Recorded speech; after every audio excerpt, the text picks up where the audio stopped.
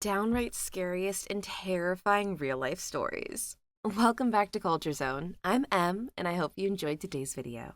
Story 1. A few years ago, I was camping with my ex and my 1-year-old son. Our tent was situated on the corner of the campsite at a sort of intersection, with one road leading towards unoccupied group campsites and one line with trailers. We were the last occupied spot beyond the intersection. While we were at the park, there was this blue car from out of province that drove by me while I was walking around more than once. Sometimes I was alone and sometimes I was with my family. The two guys inside the car would always make a point of being friendly and saying hi, and I would smile back and say hi back. Nothing seemed weird about the situation at first. Then one day, my family and I went to the pool together, and after swimming, I took off my bikini top and wrapped myself tightly in a towel. We wound up taking a different road or path back to our campsite because my ex wanted to take pictures of the trains nearby. So he went to sit by the tracks alone while I walked back to the site with my son. A few trailers away from our campsite, I noticed the blue car and one of the guys was outside of their trailer. He made a crude comment about what was under my towel, but I laughed it off and kept walking with my son. We got back to the campsite and I put my son in his playpen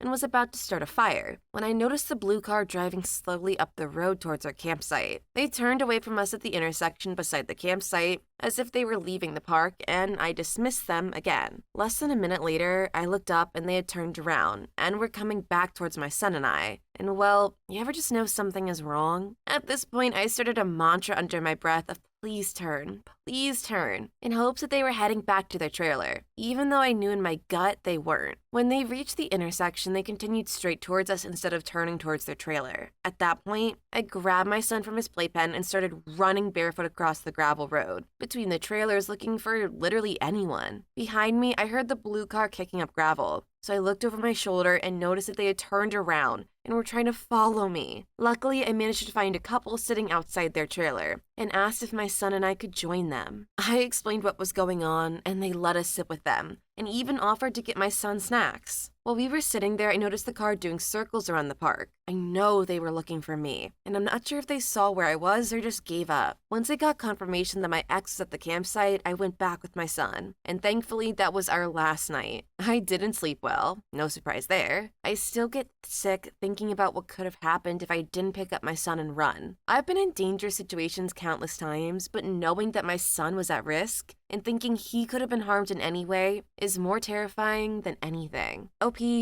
your mom instincts were on another level that day. And honestly, thank goodness they were. I can't tell you how many times I've been friends with people and everything is chill until we go swimming or go out partying. And I change from my typical sweatpants and sweatshirt, and it just changes something about the dynamic. And I can totally relate to the feeling that OP was describing. Story 2. Probably when I was on a school trip. Fire alarms aren't that scary in the day, but at night they're just something different. My heart always drops when I hear an alarm now. Basically, I was on a school trip. It was Thursday, the last night staying there. The big drying rooms for wet clothes were opened, and loads of boys' clothes were stolen, and nobody knew where they went. Then boys came out of dorms telling people that their money, clothes, and toiletries were stolen, and the rooms completely trashed. Later that night, when me and my roommates were going to bed, and one of them insisted on locking the door. I convinced them into not doing that though, just in case the alarm does go off. We all wake up at around 12:30 a.m. to a really loud siren noise. I yelled, "We need to get out." So we all put on our shoes and I'm prepared to open the door. The alarm literally deafened me, and it was so loud that it permanently stays in your mind. I ran down the corridor covering my ears, which did nothing, and went into the main area where loads of more boys were trying to run out. It was hell. When we got outside, I noticed that one of the fire doors was left open despite no one using it. I ended up talking to someone who said they heard footsteps outside 15 seconds before the alarm went off. We went down to the fire assembly point and went back up a few minutes later after the system was reset. Roughly an hour later, the fire alarm went off again. I heard a loud scream from upstairs. I then looked at the ceiling and noticed that one of the smoke detectors has 2 red lights on it, so it sent something in the room I was staying in. I panicked and woke everyone up again, and we all rushed downstairs. People were crying, and to make matters worse, the fire alarm in the main building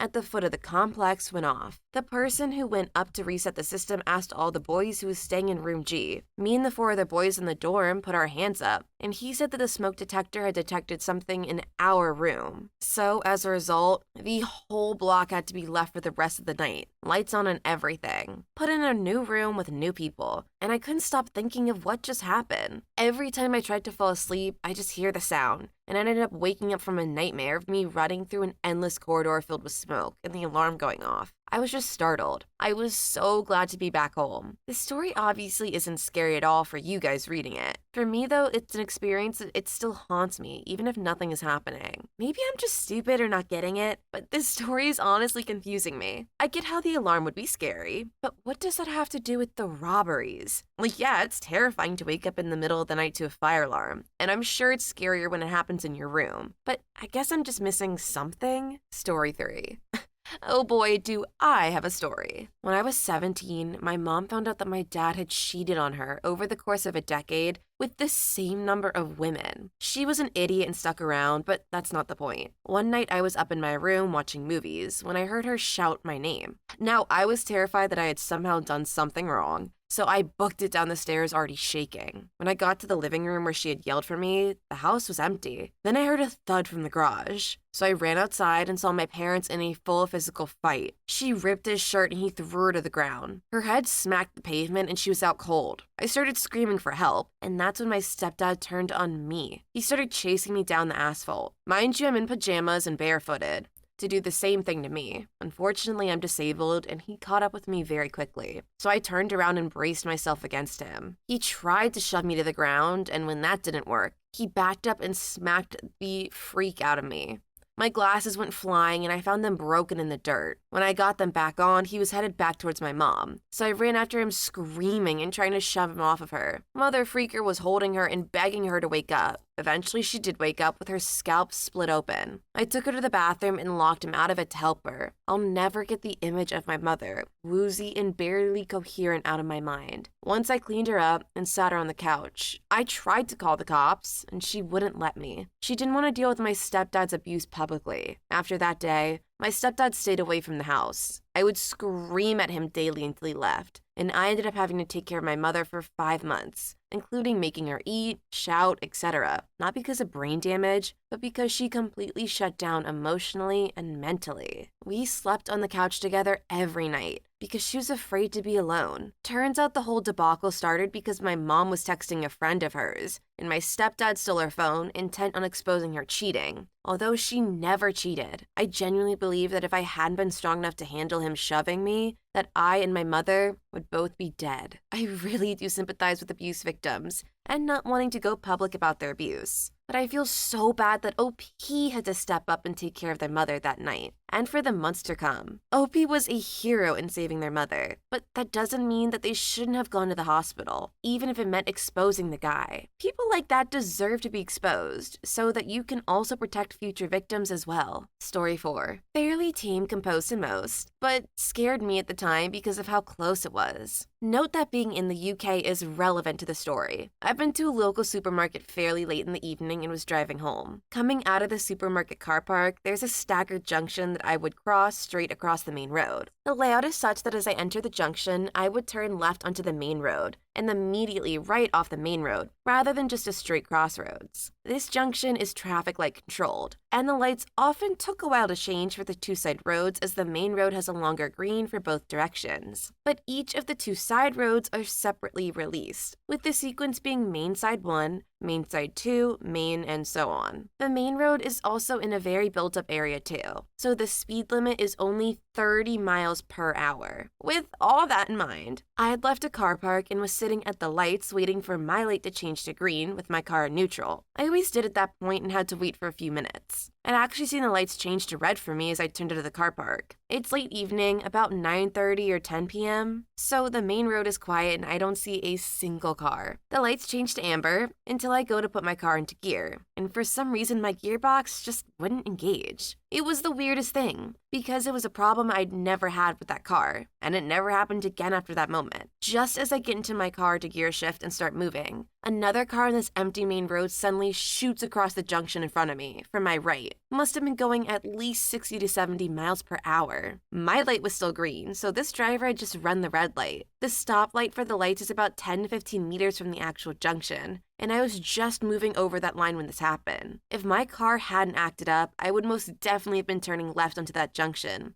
when this car came through, and it would have smacked straight into my side of the car, right-hand drive. I have no doubt that I would have been unlikely to survive the crash had my gearbox not acted up in that one moment, which is what made the whole event even more surreal. Story 5. Sorry for the length, I have to lay the background. I spent the summer at my sister's apartment with my 2 sisters and brother. My eldest sister took us all into her tiny apartment to keep us away from our abusive parents. Anyway, she lived on the 2nd floor, and we cut us an outside stairway to the side and directly next to her window, or go inside and up the stairs. There was a bank next door that had a secluded back parking lot, surrounded by woods in our building. Now for the story. I was with my sister and our friend. I had liked this boy for a while, and he ended up liking my friend more. It didn't occur to me that I was only 13 and he was 18. Anyway, I wasn't the most pretty, so I'd been rejected by many people. I was upset about that and everything, including my abusive parents. So stupidly, I ran to the back of the bank to have a good cry. I sat down and was crying, when suddenly I heard a guy say, "Hey little girl, you look upset." I looked up and saw a car with 4 guys sitting there. They were so close, and I was so blinded by tears, I didn't even notice them. I turned away and started to get up. I heard a car door open, and the guy said, "Come on, talk to us." My friends came at that moment. They were helping me collect myself when the guy said, "Hey, why don't you come with us, little girl? We have a big knife and you should K-word yourself with it." With that, we ran. We took the inside stairwell to my apartment and we locked the door. My friend was shaking. She said the guy actually had a hunting knife and was twirling it. Next thing we know, we hear the outside door slam, and suddenly there's pounding at the door. At the same time, there was pounding in the window right beside the outside stairs. We freaked out as they continued to pound and tell us they wanted to play with us. And they knew that we were in there, and if they broke in, they would be mad. We were freaking out. The doors were not that strong. After about 10 minutes, it stopped, and we heard the door slam. My brother came in, and we pooped our pants. He'd passed the guys coming in. We called the cops, but they never caught them. If my brother didn't come home, I feared that something bad would have happened. Yeah, OP, I unfortunately agree with your suspicions, and I can't blame you for thinking that stuff. It's great your brother came home when he did. And on a side note, I really do hope you learned that the boy you liked was way too old for you. Story 6. We had a big yard, and that led to a wooden area with a ravine. There was a trail that my dad had built, and we would walk the path regularly after school or weekends. When I was a young kid, maybe around 5 or 6, I was playing in our backyard by myself and looked up to the trailhead and saw a large wolf standing at the wood line staring at me. We locked eyes and I froze. It was like that moment in a dream when you can't scream or move. I don't remember how long I stood there, but I finally made a break for the house, feeling like that wolf was gonna grab me at any moment. I flew through the door and told my parents what had happened. Nobody believed me, since we lived in someplace Ohio, and wolves weren't wildlife that lived in the area. I remember my sisters teasing me about the incident, and I doubted my recollection of the incident. Fast forward a few months, and a helicopter flies over our house with people hanging at the sides. We were all outside watching and waving. My parents get a call to get everyone inside from a local friend, and inform them that the helicopter was part of an investigation. It turned out someone adjacent to our wooded property had been raising wolves, and they had escaped. The wolf I had seen was real and had been moving around the area for months before anyone had realized. The house that had been raising them eventually was abandoned years later, and my dad and I would hike back to it and look around occasionally.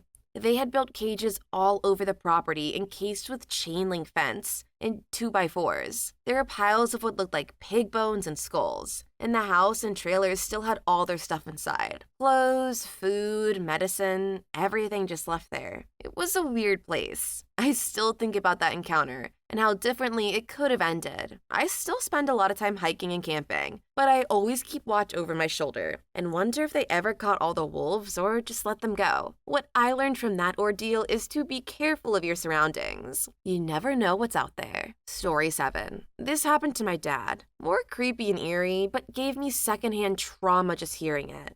when he was like 20. He was staying at a hotel by himself, and he was out and just had to go back to his room to pack his stuff and check out. There was this older, heavy-set woman with a crap ton of makeup, just loitering by the hotel elevators. He said the makeup was so excessive she looked like a clown, and she ran right before the doors closed with him and got off on the same floor as him, and followed him around every corner in the hallway. He got into his room just to grab his stuff and pack whatever was left. He tried to be quiet, but he left his door open since he just had to grab a few things and head back out. I guess men just aren't that much in constant fear of their lives. So she followed him to his room and closed the door behind her. And he just kind of kept packing and was like ignoring her. And she kept going on about how handsome he was and stuff, and how she's in front of the door. And if he wanted to leave, he could easily push her because he's so big and strong. So, like, he purposely kind of took longer packing because he was hoping she would just leave eventually, but she didn't. So eventually, he basically just said, like, I have to go. Please move or I literally will push you. I don't know why he didn't just call security the second she came into his room, but he's braver than I am, I guess. But then she sort of just like flopped over and like laid on the bed and was all like, make love to me. And he just left her there and went to check out. And he didn't report it because he thought no one would believe him, and he didn't want people to think he was afraid of her. Literally, if that happened to me, I can't even explain how many years of therapy I would need.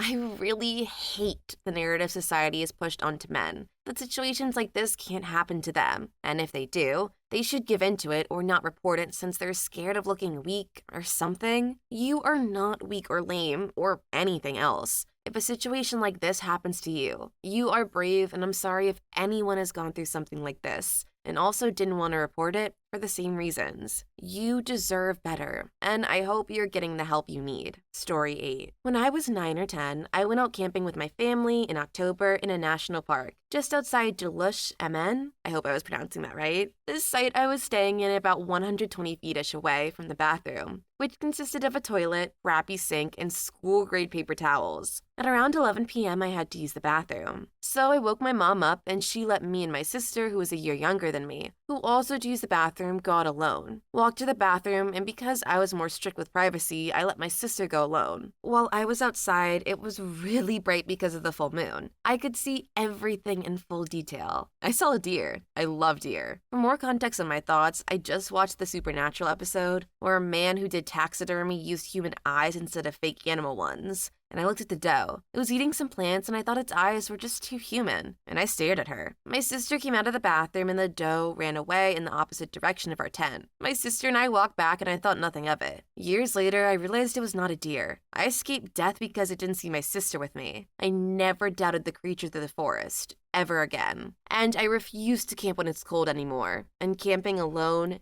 terrifies me. Please leave your story in the comments. I would love to make a video on them in the future. Also, don't forget to like and subscribe.